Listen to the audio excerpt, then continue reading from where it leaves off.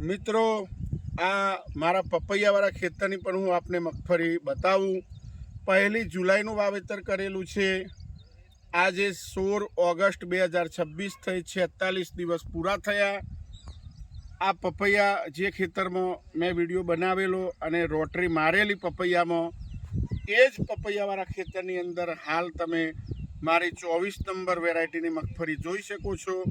18 ઇંચના ગારે વાવેતર કરેલું છે, 1.5 ફૂટના ગારે। તો પણ તમે જુઓ, પૂરું ખેતર 46 દિવસમાં ભરાઈ ગયું।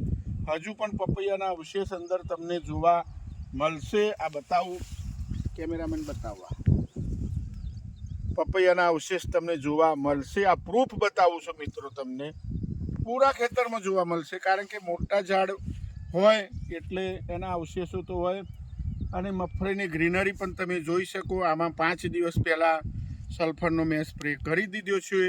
હજુ કોઈ પણ જાતનો ફૂગનાશક યા ઈયળનો કોઈ દવાનો આમાં સ્પ્રે કરેલો નથી। 46 દિવસ થયા। આટલા પપૈયાના અવશેષો મિત્રો આ બતાવ્યા તમને, એવા અવશેષો અંદર છે। આ સલ્ફર એ પણ કામ કરે, ફૂગનાશકનું પણ કામ કરે, ફૂગ પણ અટકાવે। તમે મગફળી જોઈ શકો છો, સરસ મજાની હાઈટમાં આવી ગઈ છે। અને મિત્રો સોયા બેસવાની પણ શરૂઆત થઈ ગઈ છે। આ જુઓ, એક છોડ બતાવું ખાલી, આ જુઓ ખાલી, તો તમને ખ્યાલ આવશે। અને 46 દિવસમાં મગફળી પણ તમે જોઈ શકો છો।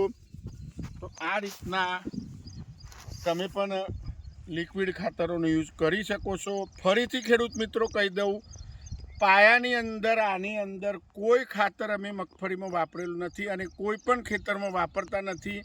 એ પણ તમારે ધ્યાનમાં લેવું। મગફળી અમે ફક્ત ડોરની દવા અને ફૂગની દવા લગાવીને જ, ડેન્ટાસુ લગાવીને વાવેતર કરી દેતા હોઈએ છીએ। કારણ કે પપૈયાવાળા ખેતરમાં આમે લીલો પડવાશ થઈ ગયેલો હોય, એની અંદર કોઈ રાસાયણિક ખાતરની જરૂર પડતી નથી। કારણ કે મોટા મોટા છોડ અંદર ગયા હોય પપૈયાના, તો એના લીધે એનું ખાતર થઈ જાય છે। મેં અવશેષ પણ તમને બતાવ્યા, આ ફરીથી બતાવી દઉં। આ રીતના અવશેષો જો આ જોઈ શકો છો તમે। આ તો તમારે પણ બહુ ઓછા ખર્ચની અંદર આ રીતના ખેતી કરી શકો છો। ટ્રાય કરો એક વખત। અમે મગફળીમાં ખાતરનું વાવેતર નથી કરતા, તો પણ સારું ઉત્પાદન લઈએ છીએ, તો તમે પણ લઈ શકો। આ લિક્વિડ સલ્ફરથી એકદમ ગ્રીનરી પણ આવી જાય, ફૂગ પણ અટકાવે લિક્વિડ સલ્ફર, અને સોયા બેસવામાં પણ મદદ કરે, મજબૂત થાય છોડ। તો પૂરો ચાસનો નજારો તમે પૂરા ખેતરનો બતાવો ભાઈ। આ 1 જુલાઈનું વાવેતર છે। આજે 16 ઓગસ્ટ 2026 થઈ, તો પણ તમે એની ગ્રીનરી જોઈ શકો છો। તો તમે પણ આ રીતના લિક્વિડ સલ્ફરની વાત કરું છું, એ યુઝ કરી શકો છો। ખૂબ સરસ મજાનું રિઝલ્ટ મળશે। આ છોડ જુઓ, કોઈ જગ્યાએ તમને આવા હોલ દેખાય, ઈયર આવી હોય, જાતે કંટ્રોલ થઈ જાય છે। કારણ કે અમે પોતે ભેંસો અને ગાયો રાખીએ છીએ, તો બને ત્યાં સુધી પેસ્ટિસાઇડનો ઉપયોગ ઓછો કરીએ છીએ। નિંદામણ દવાની જગ્યાએ લેબરોથી આ સાફ કરી દઈએ છીએ ખેતર। નિંદામણનાશક દવાનો પણ યુઝ બને ત્યાં સુધી ના કરવો। જરૂર પડે કરો, વસ્તુ અલગ છે। ઓછું ઘાસ હોય આ રીતના, તો હાથેથી લઈ લેવું। તો તમે પણ આ 24 નંબર વેરાયટી, ક્રાંતિ પણ કહેતા હોય છે ઘણા ખેડૂત મિત્રો, તો તમે યુઝ કરી શકો છો। ને એકદમ ગ્રીનરી જુઓ તમે।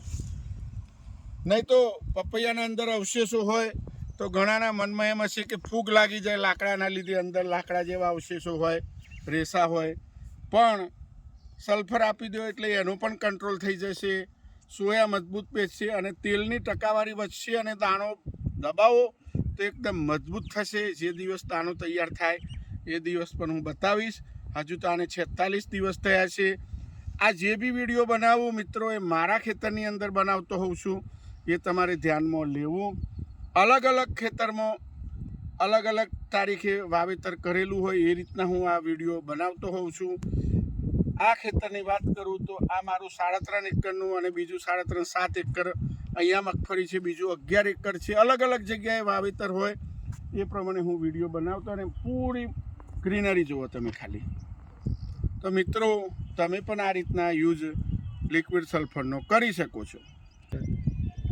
તો મિત્રો વિડીયો પસંદ આવે તો મારી ચેનલને સબસ્ક્રાઈબ કરજો, લાઈક કરજો, શેર કરજો, તો બીજા ખેડૂત મિત્રોને પણ ઓછા ખર્ચમાં ખેતી કરવાની પ્રેરણા મળશે. આ કોઈ પ્રમોશન નથી, ખેડૂતનો ખર્ચ બચે એના માટેની વાત છે. તો મિત્રો આ વિડીયો અહીંયા હું પૂર્ણ કરું છું.